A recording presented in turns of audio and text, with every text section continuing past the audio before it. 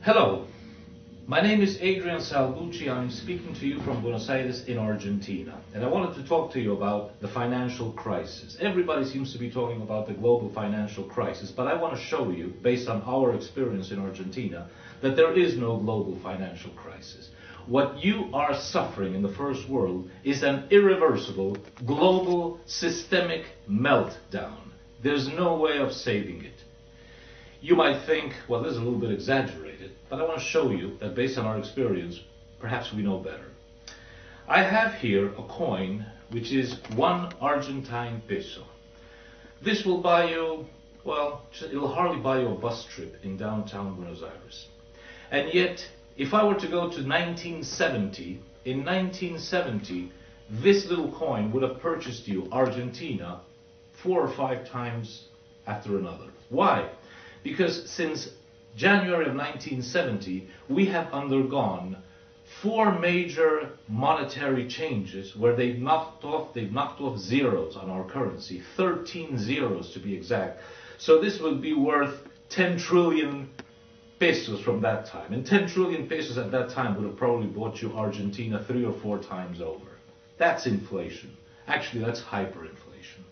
So when we hear about your inflationary concerns and everything, we've seen that, we've done that. We've been through the whole thing. We've been through inflation, hyperinflation, systemic banking meltdowns, currency changes, debt bond swaps, mega debt bond swaps, financial armoring, banking holidays, freezing of bank accounts, just about everything you can possibly imagine referring to a nation's total breakdown of its monetary, banking and financial systems. So based on our experience, if you were to say, well, what should we do in the United States and in Europe? I would say go to the bank and get your money out fast.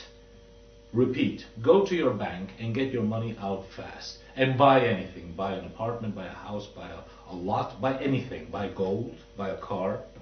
Because you see, the whole global financial system, which I have called it, or I would like to call it, extreme capitalism, to differentiate it from social capitalism, from constructive capitalism, is really a flawed model. And it's a flawed model basically because finance has usurped a place that does not correspond to it above the real economy. In other words, the financial system, the financial institutions are way above the real economy, when it should always be the other way around. Finance, the world of money, the world of banks, the world of monetary systems, should always be subordinated to the real economy of building houses, building apartments, building airplanes, manufacturing cars, manufacturing food, everything. That should always be on top, with finance below it. Today it's exactly the other way around. So in this tremendous fight of finance versus economics, finance has had the day. They've won, and now they are totally destroying you. If anything, what is happening today with the global financial system is similar to a malignant, cancerous tumor, which has now gone into metastasis. And in that metastasis, it is threatening to destroy the entire economic body, and it's going to kill it, and in the process, commit suicide, because it's also going to kill itself.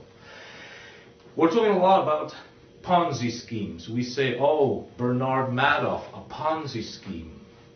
Okay, sure, Bernard Madoff is a Ponzi scheme. But you see, the problem is, if it were only Bernard Madoff and Madoff Investments having a Ponzi scheme, it wouldn't be that bad.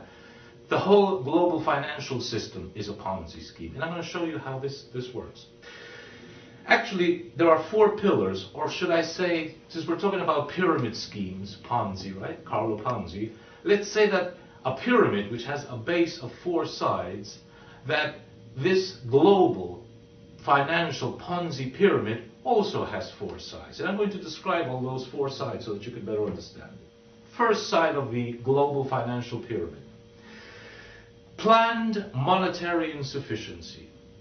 The real money in every country, the United States, Argentina, Brazil, Britain, real money is the money that is issued by the state.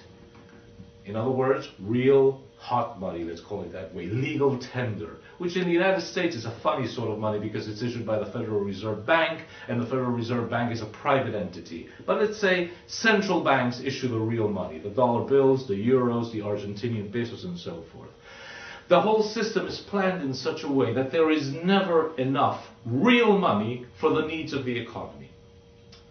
There enters the second side of the pyramid. Since there is not sufficient public money, that is replaced, or that is substituted by private money. In other words, the private banking system exerts sufficient control over the state and over the central bank, over the Federal Reserve System, so as to guarantee that it will always issue insufficient amounts of money.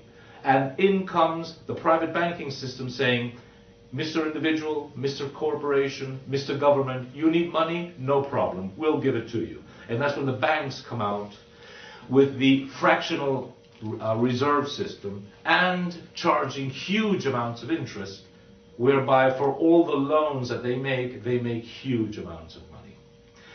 That's the second part of the pyramid, replacing real money, dollar bills, euros, pesos, with funny money.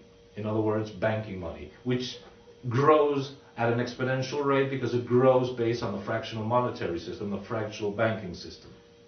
The third side of the pyramid, do everything by debt.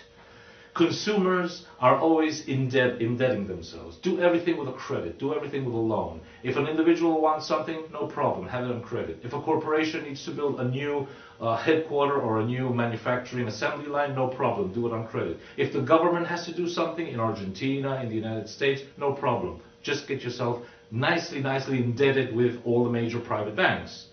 And you have now a situation where, in the United States, for example, the government owes over $10 trillion, that's your debt indebtedness.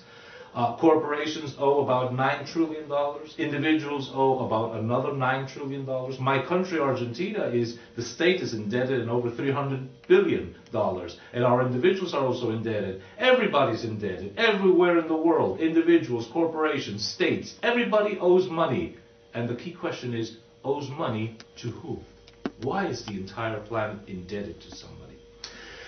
And the funny money thing is particularly dangerous because it has grown enormously. We all talk about the derivatives market. Let me give you a little bit of information that came out in the New York Times last September. 20 years ago, there was no derivatives market. In 2002, the derivatives market had grown to $102 trillion. And as of September 2008, when the crisis broke out, the derivatives market was $531 trillion. Do you realize that $531 trillion is 10 times the world's gross domestic product and 40 times the gross domestic product of the United States? Do you realize that funny money has swamped completely the real economy? And that is where your problem is. And the amounts are so huge that there's no way anybody can stop it. There's no Obama bailout plan. There's no Federal Reserve bailout plan. There's no G20 bailout plan. The amounts are just too big. So the third part of the pyramid, as I was saying, is everybody lives on debt. And the fourth part of the pyramid is the one that we Argentinians are experts on. And I would call it privatizing the profits, socializing losses. Because since the whole thing is a model, and a model can be predicted how it will react, we know that when this Ponzi scheme is growing, there's money all over the place, there's easy loans, easy credit, everybody makes money, everybody in quotes, and when this is growing, the whole system is planned in such a way that the channels for the huge profits will go to the private bankers, it will go to the private shareholders, it will go to all the people that they want to go to. When it gets to a point where this is just going to explode, as happened to you on 15 September of 2008, and the whole thing starts collapsing, a new set of channels is activated. And all the losses are socialized. Just as the profits were privatized to the people who they want to privatize them to, when the whole thing blows down and starts imploding and collapsing, that is socialized via taxpayer bailout plans or via the Federal Reserve issuing trillions of dollars of fake money, which means the entire planet is paying for it. Why do we know about this more than you guys know about it? Easy. Because we've been through it. I'm 56 years old and I've lived through 3 of these crises.